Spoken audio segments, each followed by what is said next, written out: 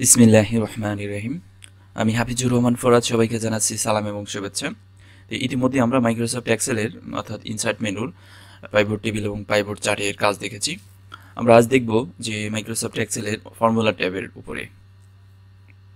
তো ফর্মুলা ট্যাবের মাধ্যমে আমরা কিভাবে ফর্মুলা টাইপ করতে পারি, অর্থাৎ কিভাবে আমরা ফাংশন নিয়ে কাজ করতে পারি সে বিষয় নিয়ে আমি আলোচনা করব।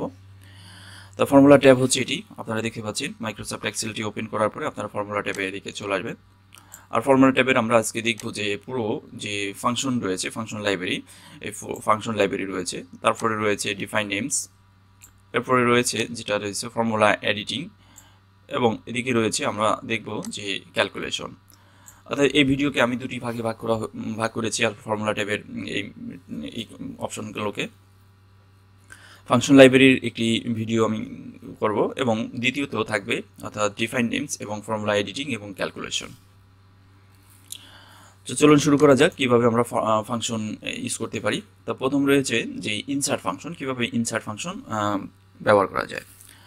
তো ইনসার্ট ফাংশন বলতে আসলে আমরা যেই জায়গাতে ফাংশন ইউজ করব সেই জায়গাতে কার্সার রাখবো। আগে প্রথম কার্সার রেখে তারপর ইনসার্ট ফাংশনে ক্লিক করব।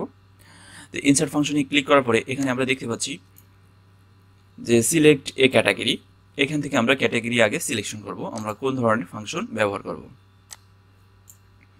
তো সাধারণত আমরা এখানে দেখতে পাচ্ছি যে financial, date time, math, trick, এগুলো পর্যায়ক্রমে আমি আপনাদের দেখাবো। অর্থাৎ এই ট্যাব থেকে এক একটা করে ফাংশনের যে ব্যবহার রয়েছে সেগুলো আমি আপনাদের দেখাবো। তো এগুলো কিভাবে ব্যবহার করতে সেটার একটা ধারণা আপনাদের দেওয়ার চেষ্টা করব। তো এখান থেকে দেখেন, এখানে ডেট অ্যান্ড টাইম নামে যে ফাংশন রয়েছে, তো এখান থেকে আমরা যদি ডেট বা ডে এগুলো আমরা দেখি, ডেট সিলেক্ট এ ফাংশন, ডেট সিলেক্ট করে দেন ওকেতে ক্লিক করছি। তো ওকেতে ক্লিক করার পরে এখানে লিখতে বলা হয়েছে যে ইয়ার। তো আমি ইয়ার লিখছি 2019, মান্থ হচ্ছে 6 এবং ডে হচ্ছে 5। দেন ওকেতে ক্লিক করার পরে আমরা দেখতে পাচ্ছি 5 দিন 6 মাস 2019 সাল। তো এভাবে আমরা ডেট ফাংশনের সাহায্যে ডেট তৈরি করতে পারবো। তারপরে রয়েছে অটো সাম।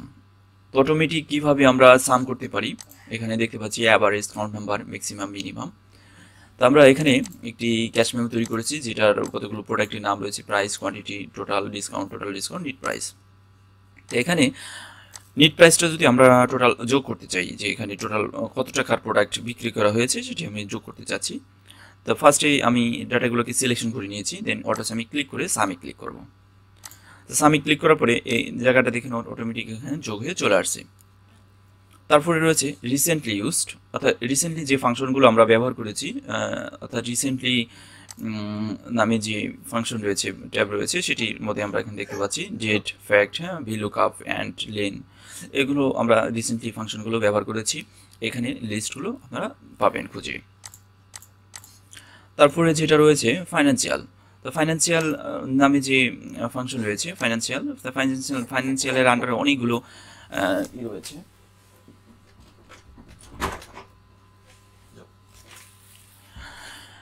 তো এখান থেকে আমরা বিভিন্ন ফাংশন দেখতে পাচ্ছি। তো প্র্যাকটিক্যালি আমি এই ফাংশনের উপরে একটি প্রজেক্ট করে দেখাবো আপনাদের।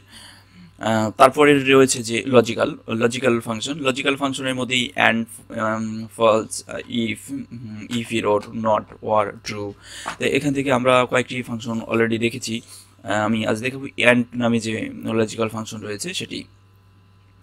তো অ্যান্ড ফাংশন কি? অ্যান্ড ফাংশন মূলত হচ্ছে যে আমি কতগুলো লজিক বা সত্য জুড়ে দিব, যে সত্য সাপেক্ষে কোনো রেজাল্ট সে অ্যাপ্লাই করবে, সেটি ট্রু না ফলস সেটা দেখাবে। তো মূল হচ্ছে অ্যান্ড ফাংশন, এটি যতগুলো কন্ডিশনই আপনি দেন না কেন, সবগুলো কন্ডিশন যদি ট্রু হয় সেক্ষেত্রে রেজাল্ট ট্রু আসবে। যদি সবগুলো কন্ডিশনের মধ্যে থেকে একটি কন্ডিশন যদি ফলস হয় সেক্ষেত্রে কন্ডিশন অর্থাৎ রেজাল্ট ফলস আসবে। তা দেখা যায় কীভাবে আমরা কন্ডিশন অ্যাড করতে পারি। যেমন 5 + 6 = 11। আমরা দ্বিতীয় কন্ডিশনের মধ্যে যাচ্ছি, যেমন 4 + 5 = 8। এবং তৃতীয়তে আরেকটি কন্ডিশন অ্যাড করি, যেমন 8 + 5 = অর্থাৎ দুটি কন্ডিশন এখানে আমি ট্রু রেখেছি আর একটি কন্ডিশন ফলস রেখেছি। সেক্ষেত্রে আমার রেজাল্টটা কি আসে আমরা একটু দেখবো। এখানে দেখতে পাচ্ছি আমরা ফলস আসছে, আর ওকেতে ক্লিক করার সাথে সাথে এখানে আমরা দেখতে পাচ্ছি ফলস। অর্থাৎ বিষয়টা হচ্ছে যে অ্যান্ড কন্ডিশনের মাধ্যমে আমরা যতগুলো কন্ডিশনই অ্যাড করি না কেন, সবগুলো কন্ডিশন যদি ট্রু হয় সেক্ষেত্রে এই রেজাল্ট ট্রু আসবে, অন্যথায় ফলস আসবে। তো আমরা আরেকবার একটু ট্রাই করব যে এখানে যদি ডাবল ক্লিক করে করি, এখন আমি এখানে যদি সবগুলো কন্ডিশন ট্রু করে দিই, যেমন 6-5-11 কথাটি সত্য ট্রু, 5-4-9 এ কথাটি 8 এখানে দেওয়া আছে, এই কথাটি মিথ্যা, তাহলে আমরা এখানে 9 দিয়ে দিচ্ছি, তাহলে ট্রু হবে, এবং 8-5-13 কথাটি সত্য, তাহলে ইন্টার প্রেস করছি। এবার দেখতে পাচ্ছি যে সবগুলো কন্ডিশন যখন ট্রু হয়েছে সবগুলো তখনই এটার রেজাল্ট ট্রু আসছে। তারপরে রয়েছে টেক্সট ফাংশন, যে ফাংশনের সাহায্যে আমরা টেক্সট নিয়ে কাজ করতে পারবো। তো এখানে অলরেডি আমরা টেক্সটের উপরে অনেকগুলো কাজ দেখেছি, যেমন আমরা দেখেছি প্রপার, তারপরে দেখেছি লেন, তারপরে দেখেছি আপার, এই ধরনের কিছু আমি টেক্সটের ফাংশনের উপরে কাজ দেখিয়েছি। তারপরে আমি একটা এখান থেকে দেখিয়ে দিচ্ছি যে কিভাবে টেক্সট ফাংশন নিয়ে কাজ করতে হয়। তা আমি এখানে দেখাতে চাচ্ছি যে এখানে যে টেক্সটগুলো আছে, এই টেক্সটগুলোর কতগুলো টেক্সট অর্থাৎ ক্যারেক্টার আছে সেটা কিভাবে আমরা বের করতে পারি। টেক্সট ফাংশনের যে লেন ফাংশন রয়েছে, অর্থাৎ লেন, এই লেন ফাংশনের সাহায্যে আমরা খুব সহজে অর্থাৎ টেক্সটের যে কতগুলো ক্যারেক্টার আছে, অর্থাৎ এই বুকের কয়টা ক্যারেক্টার আছে সেটা আমরা খুব সহজে বের করতে পারবো। যেমন বুকের উপর ক্লিক করছি, দেখেন এই বুকের যে সেল নাম্বার সেটি কিন্তু এখানে চলে আসছে। দেন ওকেতে ক্লিক করার সাথে সাথে কিন্তু আমরা রেজাল্ট দেখতে পাবো যে বুক কথাটি লেখা হয়েছে 4টি ক্যারেক্টারের সমন্বয়, এবং 4 এখানে চলে আসছে। তো এভাবে আমরা খুব সহজে টেক্সট নিয়ে কাজ করতে পারবো। এছাড়া অনেক ফাংশন রয়েছে, আপনারা এখান থেকে দেখবেন কিভাবে এগুলো করা যায়। তারপরে রয়েছে ডেট অ্যান্ড টাইম, অলরেডি আমি ডেট টাইমের উপরে ফাংশন দেখিয়েছি কীভাবে ডেট টাইম ব্যবহার করতে হয়। ডেট টাইমের উপরে প্রথম যে ইনসার্ট ফাংশনের উপরে যখন দেখিয়েছি তখন। তারপরে রয়েছে look up and reference, look up and রেফারেন্সের মাধ্যমে আমরা কি করতে পারি, এখানে দেখতে পাচ্ছেন যে লুক আপ অর্থাৎ কোনো কিছু সার্চ করা যায়, আর লুক আপ অ্যান্ড রেফারেন্সের মাধ্যমে আমরা কোনো কিছু সার্চ করে বের করতে পারবো এই ফাংশনের সাহায্যে। তার মধ্যে সবচেয়ে জনপ্রিয় যে লুকআপের ফাংশন রয়েছে সেটা হচ্ছিল ভি লুকআপ, অর্থাৎ ভি লুকআপ হচ্ছিল ভার্টিক্যাল লুকআপ, অর্থাৎ ভার্টিক্যালি কোনো ডেটাকে খুঁজে বের করা, এই হচ্ছিল ভি লুকআপের কাজ। এখন আমরা এখানে যদি কোনো একটি ডেটাকে আমরা খুঁজে বের করতে চাই, অর্থাৎ খোঁজার উদ্দেশ্য হচ্ছে যে লাখ লাখ ডেটার মধ্যে থেকে কোনো ডেটাকে খুঁজে আলাদা করে দেখা বা তথ্য দেখা। তো এটিকে করার জন্য আমি যে অর্থাৎ মনিটরের উপরে ভিত্তি করে মনিটরে কতগুলো রয়েছে, অর্থাৎ যেটা রয়েছে যে মনিটরে প্রাইস রয়েছে, কোয়ান্টিটি রয়েছে, টোটাল রয়েছে, ডিসকাউন্ট রয়েছে, টোটাল ডিসকাউন্ট, নিট প্রাইস আছে, অর্থাৎ মনিটরের ভিত্তি করে আমি কি বের করতে চাচ্ছি তার প্রাইসটা আমরা দেখতে চাচ্ছি, সেটা ভিলুকআপের মাধ্যমে খুব সহজে আমরা দেখতে পারবো। তা মন বসে আছে এখানে অল্প কিছু ডেটা আছে, আমি অল্প কিছু ডাটার মধ্যে থেকে দেখাচ্ছি। অর্থাৎ এই বিষয়টা হচ্ছিল মূলত যে অনেকগুলো ডাটার মধ্যে থেকে খুঁজে বের করার জন্য কিন্তু এই ভিলুকআপ অপশনটি ব্যবহার করা হয়। তো আমরা এটি কী করবো, প্রথমত ফার্স্ট এখানে কার্সার রাখছি, অর্থাৎ ফাংশন থেকে আমরা যদি দেখতে চাই তাহলে লুকআপ অ্যান্ড রেফারেন্স এখান থেকে ক্লিক করে ভি লুকআপে ক্লিক করব। তো ভি লুকআপে ক্লিক করার পরে এখানে আমরা দেখতে পাচ্ছি যে function V lookup, lookup value, অর্থাৎ লুকআপ ভ্যালু কি, অর্থাৎ ভ্যালু বলতে একটি ভ্যালু কোন ভ্যালুর উপর ভিত্তি করে আমরা তার তথ্য খুঁজে বের করব, অর্থাৎ মনিটরের উপরে, অর্থাৎ মনিটরের উপরে ক্লিক করছি, দেখেন মনিটর। দেন তারপরে নিচের দিকে লেখা আছে টেবিলারে, অর্থাৎ টেবিলারে বলতে আসলে কোনটাকে বোঝানো হচ্ছে, অর্থাৎ কোন টেবিলের মধ্যে থেকে আমরা তথ্য খুঁজে বের করব সেই টেবিলটাকে আমাদের সিলেকশন করে দিতে হবে। ফুল টেবিলটাকে আমি সিলেকশন করে দিলাম। এরপরে নিচের দিকে দেওয়া আছে যে কলাম ইন্ডেক্স নাম্বার, অর্থাৎ কলাম ইন্ডেক্স নাম্বার বলতে এখানে এই টেবিলের ভিতরে কোন কলামের তথ্যটি আপনি স্পেসিফিক খুঁজে বের করতে চাচ্ছেন সেই কলামের নাম্বারটি আমার এখানে দিয়ে দিতে হবে। যেমন আমি এখানে মনিটরের উপরে ভিত্তি করে কিন্তু আমরা এখান থেকে দেখতে চাচ্ছি, কি দেখতে চাচ্ছি মনিটরে, যেমন প্রাইস দেখতে চাচ্ছি। এখন প্রাইস কত নম্বর কলামে আছে এই টেবিল এর মধ্যে থেকে, অর্থাৎ সিলেকশন এর মধ্যে থেকে, অর্থাৎ 1 এবং 2, অর্থাৎ 2 নম্বর কলামের মধ্যে আছে, এই জন্য আমরা এখানে 2 দিয়ে দিচ্ছি। দেন তারপরে রেঞ্জ লুকআপ, অর্থাৎ এই রেঞ্জ লুকআপটি কি হবে, এটি ট্রু হবে না ফলস হবে। আমরা যদি ফলস চাই তাহলে 0 দিয়ে দেবো, ওকে, দেন ওকেতে ক্লিক করছি।